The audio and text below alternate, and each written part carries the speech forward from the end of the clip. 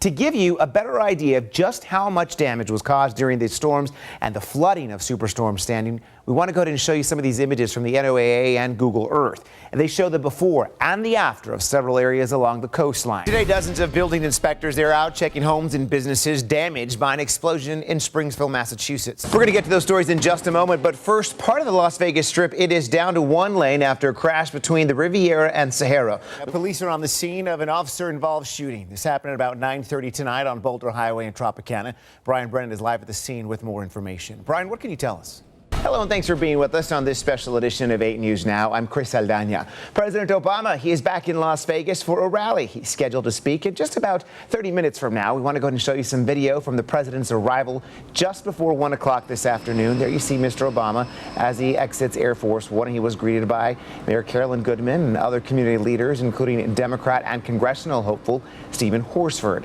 And we do have live team coverage tonight at Desert Pines High School where that rally will take place. Brian Brennan was waiting in line with Obama supporters, but we begin our coverage tonight with Nathan Baca, who's inside the soccer field there where the rally will happen. Nathan, I know it is getting loud. You mentioned Maná, definitely a band that is catering to the Latino groups because obviously the Latino vote is huge for this coming election. What has been the take? I know you said there's been folks out there. Can you hear me? I want to make sure you can hear me. Are we okay with answering your questions? All right. What has been the take? You said it's just more than a rally because they're actually trying to register folks as well who are showing up to maybe hear this band and listen to the president speak. All right, Nathan Baca reporting live for us at the president's rally.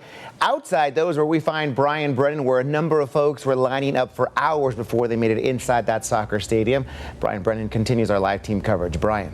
All right, Brian, thanks so much. Brian Brennan and Nathan Baca live for us this evening. We want to remind our viewers this president is scheduled to speak at 6:30. We will be carrying it live tonight here on 8 News Now and also online, 8newsnow.com. Well, after tonight's speech, the president plans to stay in the Las Vegas area to prep for the first presidential debate, and that happens on Wednesday. Sources say he will be staying at the Westin Resort out at Lake Las Vegas.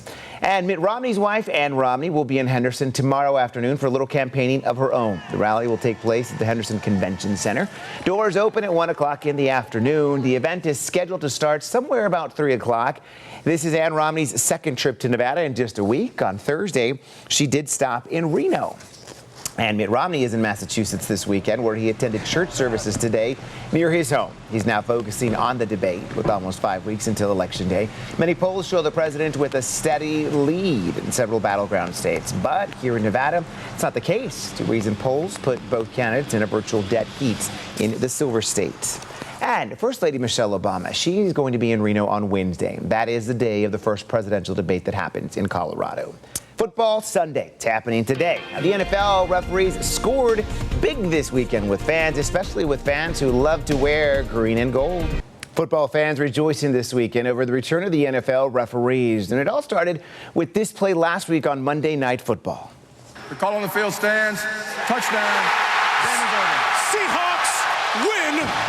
And that is the call that caused a lot of controversy. There you see the quarterback from Seattle going back, and then he decides to toss a Hail Mary. It lands in the end zone, but it looks like a Green Bay Packers the one that ends up with the ball. In the end, though, the ref said, nope, it was somebody from Seahawk that ended up with that ball and did rule it a touchdown. Seattle did end up beating the Green Bay Packers 14-12. Some Packer fans, they are still fuming because they think that play could affect the playoffs.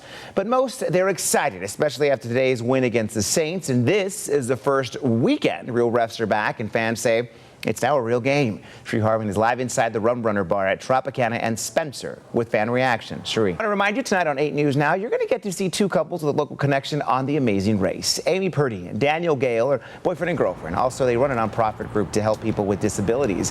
Purdy overcame a major obstacle at the age of 19. She lost the lower portion of both of her legs because of meningitis. She grew up here in Las Vegas and recently moved to Colorado so she can follow her passion of snowboarding. Being a part of the show has been something she says she's dreamed about for years. Tonight, you're also going to get to see another Las Vegas team, the Chippendales team of James Davis and James Vaughn. There they are. Season premiere once again starts tonight at 8, and you'll see it all right after the president's speech and tonight's 60 Minutes with an exclusive interview of Arnold Schwarzenegger. There's Team Chippendales.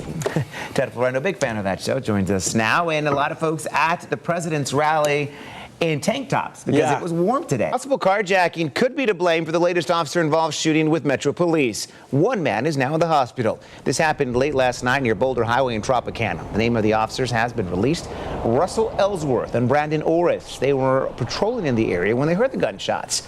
When they arrived, they found what appeared to be a carjacking. The officers say the suspect then pointed a gun at them.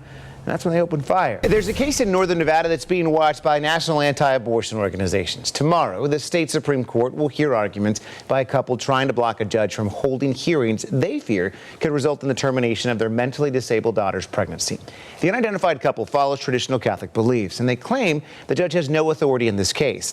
The 32-year-old has a mental capacity of a 6-year-old. The woman was living in a Reno group home when she wandered away and became pregnant 13 weeks ago. You know when you get those pennies as change, you're like, what do I do with these? Yeah, I've got a little change jar. Do you? You have a change jar? Well, then this story's for you. Listen up. Redoing floors can cost a lot of money, and here's a floor that costs at least $2,500. That's because it has at least 250,000 pennies.